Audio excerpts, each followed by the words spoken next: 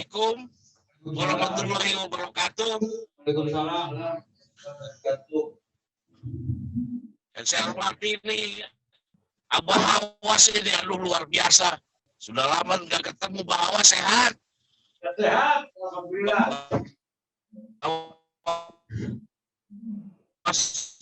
Sehat, kawan Bawaslu Purwakarta, kampus.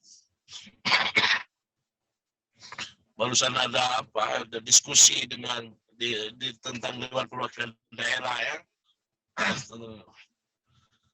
Kemudian bicara tentang peran pengawas partisipatif, saya kira di pemilu 2024 itu justru dibutuhkan peran yang lebih aktif ya dari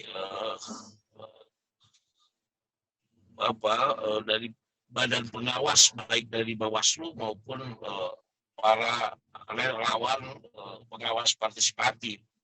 Karena dalam pandangan saya pemilu 2024 itu ini pemilu pertama juga yang berbarengan dengan pilkada. Saya tidak tahu apa ininya. Dulu saya pernah menyarankan bagaimana kalau presiden itu dipisah, karena jadi legislatif presiden nanti terpisah setelah pemilu legislatif. Karena kemarin dengan kejadian 2019 itu kan banyak penyelenggara yang menjadi korban ya, mungkin terlalu lelah. Tapi sekarang malah ditambah dengan adanya pilkada. Ini menurut saya dengan banyaknya agenda pilkada bisa saja akan muncul kelelahan dari penyelenggara atau masyarakat yang lelah, sehingga akan mudah untuk dimobilisasi atau diarahkan. Jadi penting sekali para relawan pengawasan partisipatif dilakukan supaya bukan hanya Bawaslu yang memotor, yang mengawasi secara utuh, karena tidak mungkin dengan sumber daya yang terbatas, dengan kegiatan yang semakin banyak. Tetapi ya peran dari para pengawas partisipatif itulah yang menurut saya akan membantu Bawaslu untuk melaksanakan tugas-tugasnya.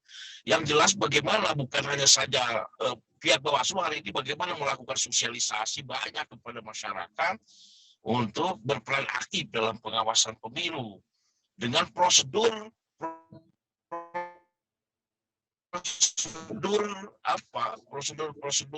pengawasannya atau prosedur dalam penyelesaian penyimpangan pemilunya, biar mereka mengerti. Kan sampai hari ini yang melakukan gugatan atau yang melakukan pengaduan itu adalah para peserta pemilu, jarang dari masyarakat. Nah, hari ini bagaimana di pemilu 2024, masyarakatlah yang ikut berperan mengadukan kecurangan, mengadukan pelanggaran-pelanggaran pemilu, sehingga partisipasi masyarakat itu bisa terangkat, bukan hanya saja mencoblos, tetapi membangun keadilan pemilu, membangun keadilan politik, ya. Jadi itu lebih pada substansi dalam politik atau dalam pemilu. Ini menurut saya perlu dilakukan oleh Bawaslu, karena Bawaslu lah yang memiliki kewenangan atau yang berperan langsung dalam menyelesaikan sengketa pemilu. Ini menurut saya penting untuk dikerjakan. Sebab kalau tidak dilakukan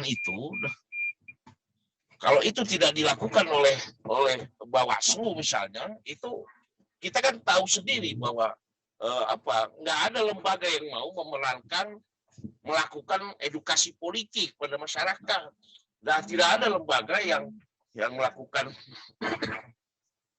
melakukan sosialisasi politik kepada masyarakat. Peran-peran Bawaslu lah.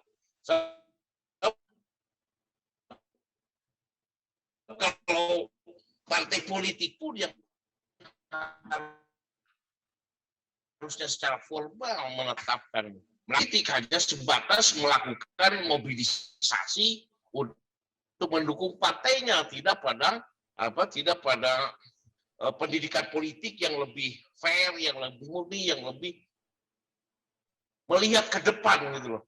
Bahwa kecurangan politik itu kan bukan persoalan hari ini, tapi kecurangan politik itu adalah menyisakan noda yang mungkin saja ke depan bisa lebih besar atau ke depan melahirkan konflik politik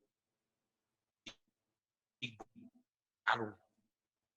Jadi ini dalam pandangan saya dengan peran yang diambil sesuai dengan kewenangannya. Sebab saya kira masyarakat itu takut lebih a priori dalam melihat pemilu itu.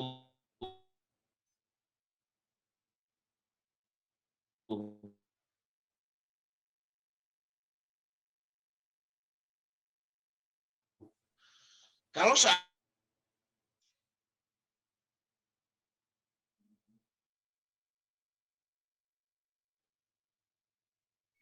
ya karena kedaruratan. Ad-daruratu yuzalu, jadi kedaruratan itu tetap harus dihilangkan. Kayak alasan yang paling kuat dari kenapa pilkada harus 2024. Ini kan bisa melanggar, taruh.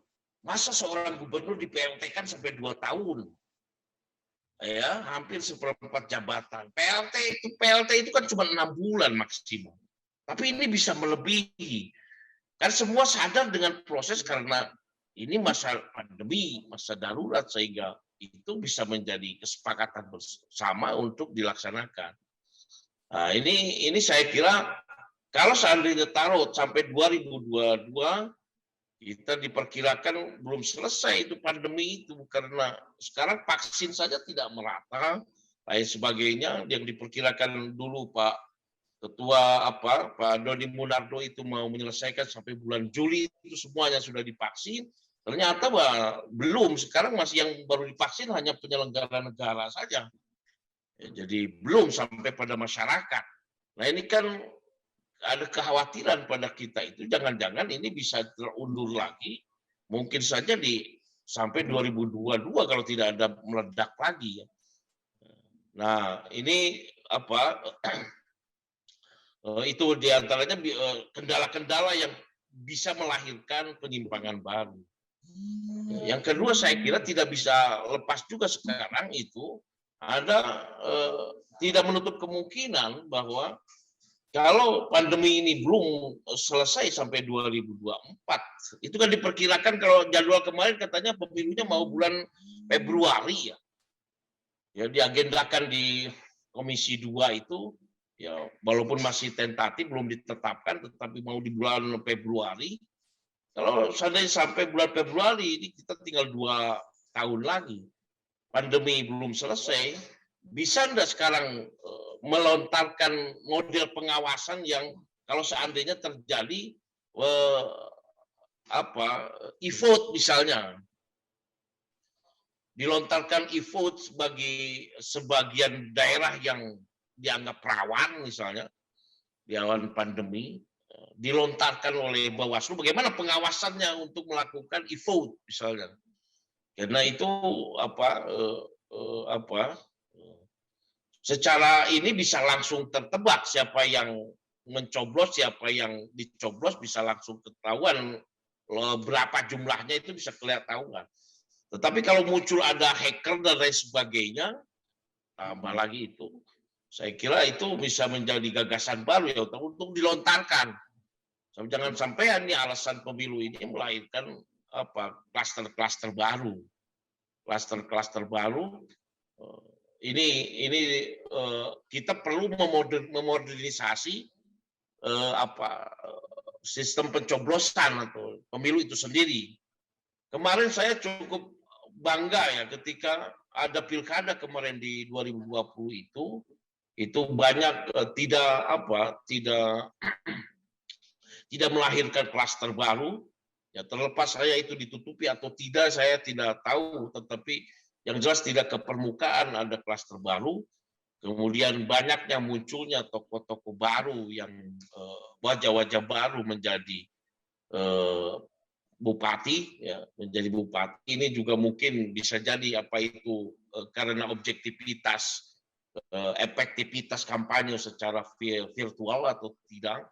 Tetapi yang jelas hari ini masyarakat itu sudah akrab dengan dunia virtual, sudah akrab dengan dunia internet. Jadi nenek-nenek saja, anak-anak SD sudah dekat. Oleh karena itu, model edukasi politik, sosialisasi politik, pengawasan juga bisa melalui proses-proses itu. Jadi kita ikuti perkembangan peradaban, perkembangan kemajuan, walaupun ini efek positif dari musibah pandemi. Jadi efek positif dari musibah pandemi adalah percepatan pada revolusi industri 4.0. Jadi kita sudah lebih akrab dengan dunia elektronik, ya, semua lapisan, semua penjuru masyarakat. Sehingga semacam saya, institusi saya misalnya dunia pendidikan sekarang sudah orientasinya sudah orientasi elektronik, digital. Tidak lagi pada orientasi yang lebih manual. Nah, ini kan efek dari dari pandemi. Setahun mereka itu akrab dengan elektronik, ini jadi kebiasaan. Kalau ditambah lagi selama 2021 ini nanti tidak ada lagi pertemuan-pertemuan yang langsung, maka yang offline, maka kemungkinan mereka sudah biasa dengan dunia-dunia elektronik, dengan dunia-dunia virtual. Nah, kalau sudah menjadi kebiasaan, ini bisa menjadi tuntutan. Maka pihak-pihak semacam saya, lembaga pendidikan, itu mau tidak mau harus mampu menyantuni tuntutan yang akan menjadi tuntutan-tuntutan masyarakat ke depan, ya. Karena ada proses kebiasaan baru itu. Nah, itu saya kira pendapat saya, sekedar pendapat saya tentang peran pengawasan partisipatif. Saya tidak bisa banyak bicara ini karena ini saya ucapkan terima kasih ini Pak Hawas, salam silaturahim saya ke kawan-kawan Bawaslu Jawa Barat, dan terima kasih kepada kawan-kawan Bawaslu Purwakarta. Mudah-mudahan nanti ke depan kita bisa lebih diskusi lebih panjang lagi dan bisa ya bertemu di darat, karena tetap saja sebenarnya mau silaturahim lebih optimal lebih ketemu. Terima kasih, itu saja yang bisa saya sampaikan.